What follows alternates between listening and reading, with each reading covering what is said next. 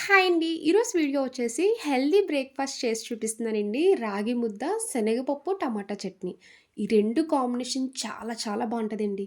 Summer వచ్చేసింది కదా! Summer వస్తేనే మనం ఎక్కువగా యూజ్ చేసేది రాగి పిండి. ఇలా రాగి పిండితో డిఫరెంట్ డిఫరెంట్ బ్రేక్‌ఫాస్టులు చేసుకోవచ్చండి. మెయిన్‌గా మన పూర్వకాలం నాటి రాగి ముద్ద అయితే హెల్త్‌కి చాలా మంచిది. టేస్ట్ కూడా చాలా బావుంటది.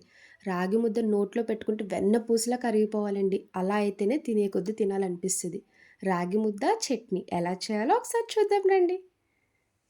ఇప్పుడు ముందుగా చట్నీ రెడీ చేసుకోవడానికి స్టవ్ ఆన్ చేసి కడాయి పెట్టుకున్నాక ఆయిల్ వేసుకోండి. ఇలా ఒక స్పూన్ నూనె వేసుకున్నాక పావు టీ స్పూన్ జీలకర్ర, ఒక స్పూన్ మినపగుళ్ళు వేసుకోండి.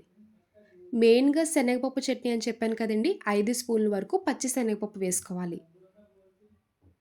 శనగపప్పు వేసుకున్నాక పచ్చివాసన పోయే వరకు దోరగా ఫ్రై చేసుకోండి. టేస్ట్ మాత్రం చాలా బావుంటదండి.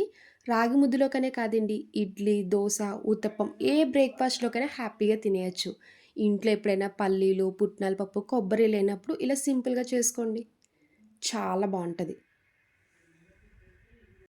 చూడండి శనగపప్పు అయితే చక్కగా ఫ్రై అయింది కదా! ఇలా లైట్ గోల్డెన్ కలర్ వచ్చేలా ఫ్రై చేయాలి. అప్పుడే చట్నీ టేస్ట్ బావుంటది. ఇలా ఫ్రై చేసుకున్న శనగపప్పు మొత్తం ఒక ప్లేట్‌లోకి తీసుకోండి. అదే కడాయిలో ఆయిల్ ఉంది కదండీ! ఇంకొక స్పూన్ వేసుకోండి.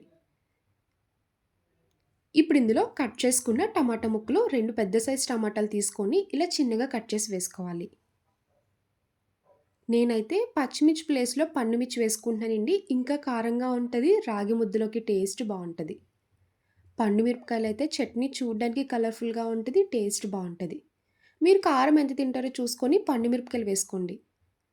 5, 6 వెల్లుల్లి రెబ్బలు, చిన్న గోలీ సైజ్ అంత చింతపండు వేసుకొని ఈ టమాటా సాఫ్ట్ అయ్యే వరకు కుక్ చేసుకోవాలి.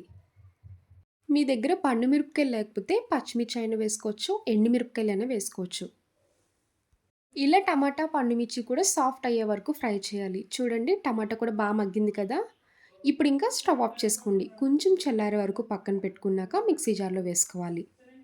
ఈలోపు రైస్ నానబెట్టుకోవాలి. ఇలాంటి ఒక బౌల్ తీసుకొని ఒక గ్లాస్ రైస్ వేసుకోండి. నేనైతే ఇంట్లో వాడుకున్న రైసే వేసుకుంటున్నానండి. మెయిన్‌గా రాగి ముద్ద చేసుకున్నప్పుడు రేషన్ బియ్యం వేసుకోండి. జిగురొచ్చి టేస్ట్ ఇంకా బావుంటది.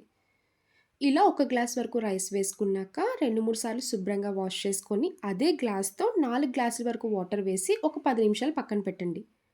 రైస్ నానుతది, చక్కగా ఉడుకుతది.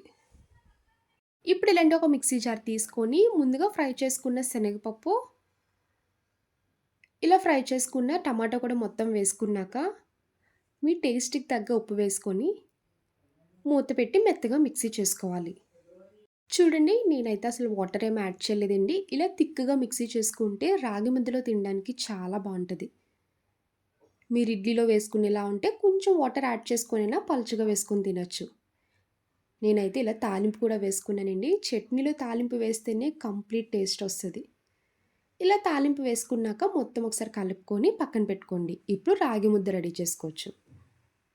10 నిమిషాలయ్యాక రైస్ నానపెట్టుకున్నాక ఇప్పుడు రాగి ముద్ద రెడీ చేసుకోవాలి. స్టవ్ ఆన్ చేసుకొని ఇలా రైస్ బౌల్ పెట్టి ఈ రైస్ మెత్తగా అయ్యే వరకు ఉడికిచ్చండి. ముందుగా నానపెట్టుకున్నాం కదండీ! తొందరగానే ఉడికిపోద్ది. చూడండి వీడియోలో చూపిస్తున్నట్టు రైస్ అయితే ఉడికింది కదా! ఇలా మెత్తగానే ఉడకాలండి. పలుకన్నది అస్సలు ఉండకూడదు. చూసారు కదా!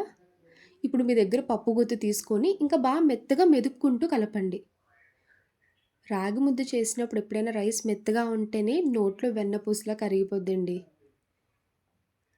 ఇలా రైస్ అంతా పప్పు గుత్తితో మెత్తగా మెదుపుకోవాలి. ఇలా రైస్ ఉడికాక ఇప్పుడు మీ టేస్ట్‌కి తగ్గ ఉప్పు వేసుకోండి. వేసుకున్నప్పుడు కొంచెం తగ్గించే వేసుకోండి. ఎందుకంటే చట్నీలో కూడా సాల్ట్ ఉంటది కదా! సాల్ట్ వేసుకున్నాక ఒకసారి కలుపుకొని ఇందులో ఒక స్పూన్ నెయ్యి వేసుకోండి. నెయ్యి వేయడం వల్ల టేస్ట్ చాలా బావుంటదండి. నెయ్యి వేయడం మాత్రం అస్సలు స్కిప్ చేయొద్దు. ఇప్పుడు ఇందులోనే ఒక గ్లాస్ వరకు రాగిపిండి వేసుకోండి. ఏ గ్లాస్‌తో రైస్ వేసుకున్నామో అదే గ్లాస్‌తో ఒక గ్లాస్ రాగిపిండి వేసుకొని 2, 3 నిమిషాలు మూత పెట్టి అలా ఉంచేసేయాలి. అస్సలు కదపకూడదు. ఇప్పుడు మూత తీసుకొని స్టవ్ సిమ్‌లో పెట్టుకున్నాక గరిటె తీసుకొని కలుపుకుంటూ దగ్గరికి ముద్దలా రెడీ చేసుకోవాలి. రాగి పిండి అంతటికి కలిసేలా కలపండి. కలిపినప్పుడు కొంచెం కష్టం అనిపిస్తదండి. తిన్నప్పుడు టేస్ట్ చాలా బావుంటది. నేనైతే కొంచెం తక్కువ క్వాంటిటీ చేసుకున్నాను కాబట్టి ఇలా గరిటె వాడుతున్నానండి. ఇంకా మీరు కొంచెం ఎక్కువ క్వాంటిటీ చేసుకునేలా ఉంటే వుడెన్ స్పూన్స్ ఉంటాయి కదా! వాటితో కలపడానికి చాలా ఈజీగా ఉంటది. ఒక కప్పు రైస్‌కి ఒక కప్పు రాగి పిండయితే కరెక్ట్‌గా సరిపోతదండి. తినడానికి కూడా చాలా బావుంటది.